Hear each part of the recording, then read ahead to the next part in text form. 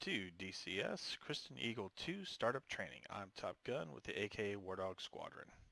So since this is a very simple aerobatics aircraft, there's really not much to this, so this should go pretty quickly. Just a couple of notes that are interesting and or something you should know is this is a two-seat aircraft, so it is a multi-crew aircraft, which means if you've got two people with this module, they can both fly in the same aircraft at the same time. There are controls front and aft, so both people can take control of the aircraft to fly it. The instrumentation is laid out in such a way that only the person in the front cockpit has the instrumentation, but they're laid out in such a way that the person in the aft cockpit can still see all of the critical controls around the pilot in front. So most everything's located to the left and right side of the panel, so you can see around the person's head and you can still see the controls as needed. The aft cockpit has all of the critical controls, so engine controls, radio, electrical, etc. So between that and the fact that you have to have somebody in the rear cockpit for center of gravity reasons, you always have to have somebody flying in the rear. So if you're flying solo, you're going to be flying from the back cockpit, not the front. And I don't think it will let you in the front anyways, even if you tried. So that's really about it. The other thing that you'll probably notice is that there's no artificial horizon ball here whatsoever. This is strictly a VFR aircraft. You're not really meant to be flying at night, and you're definitely not meant to be flying in adverse weather conditions. So this is a sunny day, flyer only. So with that in mind, let's go ahead and get this thing started. There's really not a whole lot to it.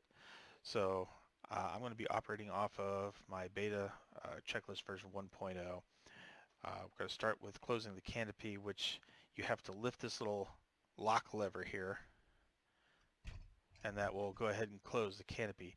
Now it is not locked yet, it is down. So there is a lock lever in both the front and the aft cockpit. So just rotate that forward and now it's locked in place. So let's flip the battery up to on, and we'll do the alternator output circuit breaker. We'll press that in, and then alternator field up to on,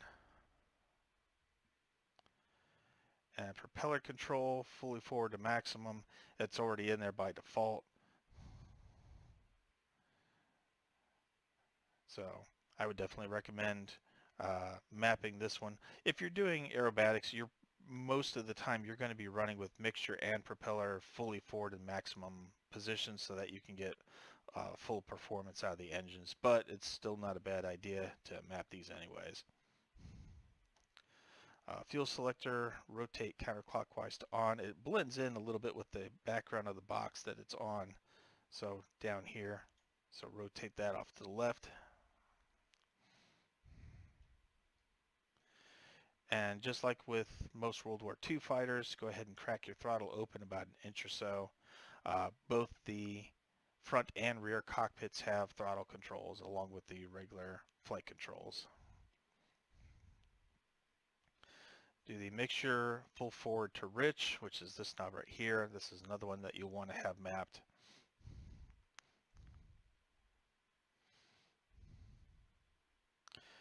And now let's go ahead and prime the engine. The pump is way down here on the floor. So give it about 3 pumps if it's a cold engine. If you've previously had it running recently, you shouldn't really need to do that. Now let's go ahead and move the mixture control back to idle. And in order to prevent the nose from kicking down during a startup, it's suggested that you pull the elevators back into your lap and also have your wheel brakes on. And then you need to do the magneto to both. And right after the engine catches, you need to move the mixture back into full rich. So you kind of almost need to have 3 hands to do this. I'm just going to leave the elevators, but we're going to rotate this and then move the mixture up. So you really do kind of need to have the mixture, if nothing else, key map, so you can do kind of both of these at the same time. So let's move these over clockwise to the start position. And then move the mixture all the way into rich.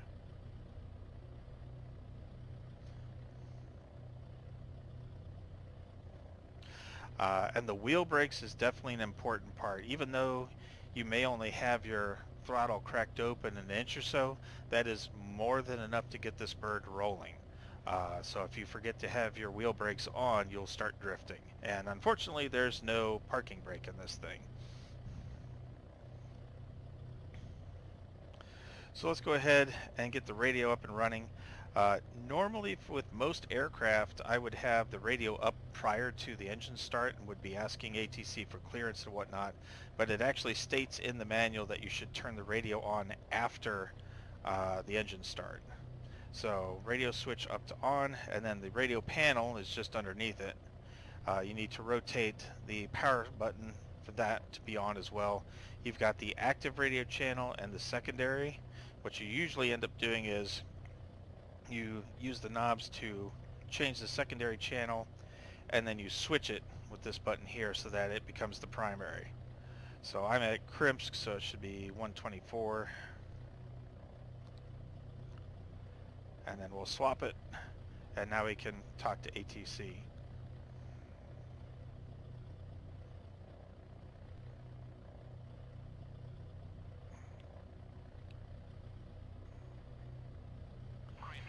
And of course, since we haven't talked to him yet, it's still on the startup sequence. But at this point, you can continue to talk to him. The next one will be giving you taxi clearance to the active runway, and then after that, takeoff clearance. And at this point, really about the only things left are the lighting. So you've got the lighting panel here on the left side, you've got nav lights, and you've got your landing light. Although, honestly, like I said, you shouldn't really be flying this thing at night, so you really shouldn't even really need the landing lights. Really just need the pause lights.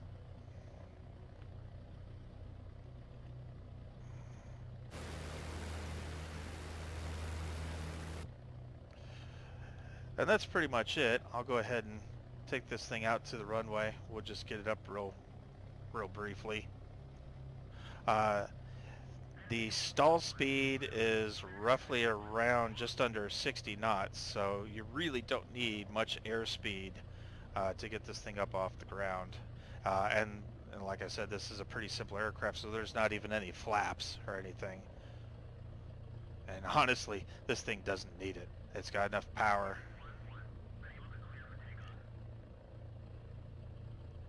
It will have a tendency to pitch the nose down a little bit once it gets enough speed, so you'll want to be careful not to let it over rotate and dip the nose down too far.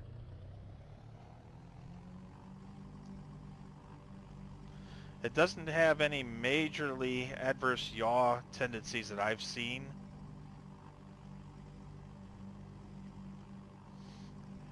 And that's pretty much it. You know, like I said, it's a pretty simple aircraft. There's really not much to it. The control just behind the stick in the front cockpit is your smoke control. So it wouldn't be a bad idea to map that one either if you wanted to do some smoke along with your acrobatics.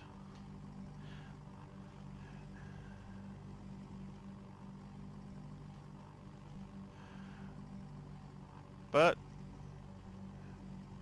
it's a nice little plane to fly. You'll probably, if you haven't noticed it already, you've got a big old star hanging off of the spurs to your left here. That's actually a tool to help with aerobatic maneuvers. So it helps keeps you lined up with the horizon, and also helps you gauge your angles of climb and descent. So 45 degrees, 90, 135, 180, etc. But that's pretty much all. As always, if you have any questions, comments, concerns, please feel free to contact me. Thank you.